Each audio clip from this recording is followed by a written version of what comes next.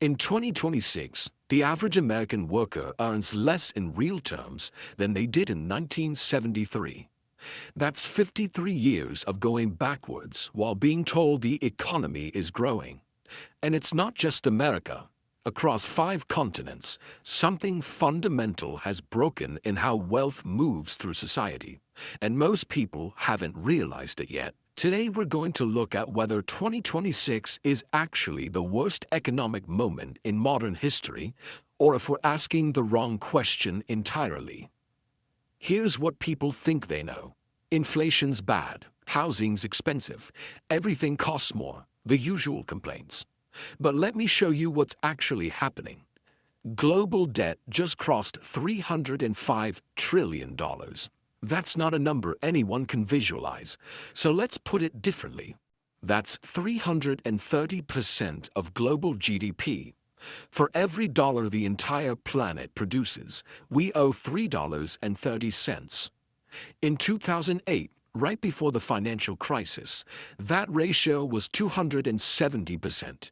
We responded to a debt crisis by taking on more debt than existed in all of human history before 2000. And here's the part that should make you pause. Interest payments on that debt now exceed what most governments spend on education and healthcare combined. So is this the worst economy ever? The answer isn't what you think, because we're comparing the wrong things. When people compare 2026 to 2008 or the 1970s, they're looking at inflation rates, unemployment numbers, stock market crashes.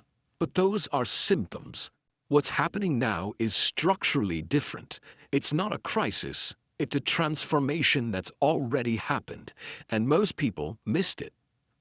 By the end of this video, you'll understand 3 things most economists won't say out loud. Why the traditional measurements of economic health no longer tell you what's actually happening. Why this moment is simultaneously better and worse than any previous economic era. And why the question, is this the worst economy, completely misses the point. Let's break it down. First, the contradictions. Unemployment in the US, 4.1%. In the UK, 4.4%. Australia, 4.0%. By historical standards, these are good numbers. The 1970s had double-digit unemployment. 2008 hit 10% in the US alone. Stock markets, the S&P 500 has grown 15% annually over the past decade. Wealth is being created at unprecedented rates. So why does it feel like everything's falling apart? Because aggregate numbers hide structural shifts. Here's what changed. In 1973, the median U.S. home cost 2.9 times the median household income. In 2026, it's 7.4 times. In Canada, it's 9.2 times. In Australia's major cities, it's approaching 13 times. A generation ago, buying a house meant saving for 3 years. Today, it means saving for 15, if you can save at all after rent, which now consumes 35 to 40% of income in major cities compared to 20% in 1980.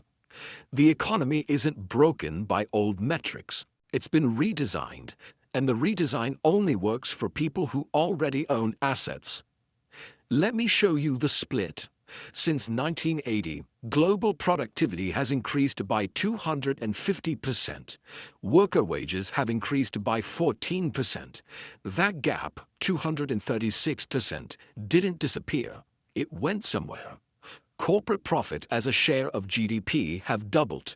Corporate buybacks, which were illegal until 1982, now exceed $4 trillion annually. The wealth of the top 1% has grown by $14 trillion since 2020 alone. This isn't a conspiracy, it's incentives. When central banks respond to every crisis by lowering interest rates and buying assets, they inflate asset prices. If you own assets, you get richer. If you only sell your labor, you get stuck. And here's the uncomfortable part. This isn't exclusive to one country or one political party. The Bank of England, the Federal Reserve, the Reserve Bank of Australia, the European Central Bank, They've all followed the same playbook: keep interest rates low, keep markets stable, prevent deflation at all costs. It worked. We didn't have a Great Depression 2.0 after 2008, but the side effect was baking inequality into the system itself. So let's actually compare. The 1930s, unemployment hit 25%. Banks failed. People starved. Objectively worse for day-to-day survival. The 1970s, stagflation, high inflation, low unemployment, low growth. Savings were destroyed. Also objectively worse by the numbers. 2008, the financial system nearly collapsed. Credit markets froze. Millions lost homes. Bad, but governments intervened. 2026, inflation has stabilized around 3 to 4%. Unemployment is low. Markets are up. Food is available. By historical measures, this should be fine. But here's what's different. In every previous crisis, there was a path back to stability. You could lose your job in the 1970s, but housing was affordable. You could struggle in 2008, but interest rates dropped and recovery was possible. In 2026, the system is stable, but the path to stability for individuals is gone. You can have a good job and still not afford housing. You can save responsibly and still lose purchasing power. You can do everything right and still fall behind. Because the system isn't broken, it's working exactly as designed, just not for you. This isn't just the Anglosphere. Youth unemployment in Spain, 28%. In South Africa, 46%. In China, the term lying flat has become a movement.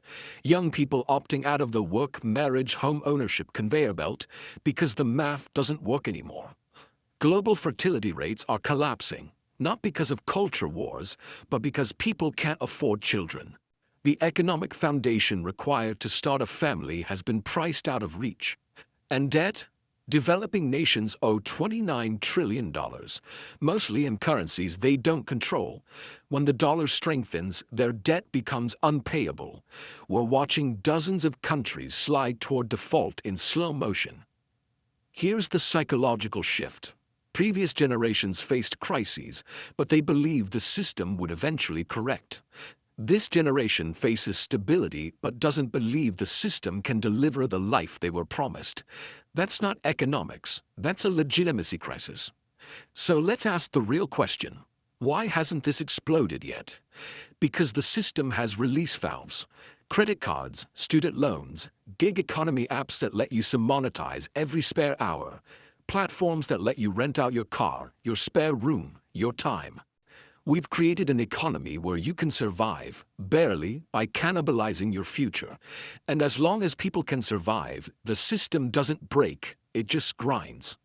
Okay, so is 2026 the worst economic era in history? No. By pure survival metrics, we're nowhere near the 1930s or post-war devastation. But is it the hardest era to build a life in modern peacetime history? Yes. And here's why that matters. Previous economic crises were acute. They hurt badly, then resolved. 2026 isn't a crisis. It's a permanent condition. The economy isn't collapsing. It's bifurcating. There's the asset economy, where wealth compounds, where money makes money, where stability exists. And there's the labor economy, where wages stagnate, where costs rise faster than income, where stability is a memory. If you're in the first economy, 2026 is great. If you're in the second, you're working harder than your parents for less security, and you know it. Here's what most people don't understand. This wasn't an accident, and it's not temporary. After 2008, governments and central banks made a choice. They could let asset prices collapse and rebuild from scratch, or they could prop up the existing system and hope growth would eventually lift everyone. They chose stability. And stability for the system meant locking in the wealth distribution that existed in 2008, then amplifying it for 18 years. That's not a moral judgment, it's an engineering choice. They prioritized preventing collapse over enabling mobility. And it worked. If your goal was preventing 1929, it failed if your goal was maintaining the social contract that hard work leads to security. So what does this mean for you?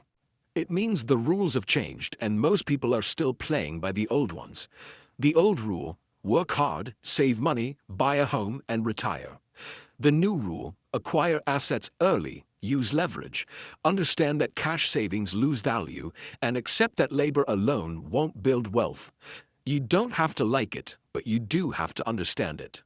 2026 isn't the worst economic era in history, but it might be the first economy in modern peacetime history where doing everything right isn't enough, where the system is functioning exactly as intended, just not for the majority of people inside it.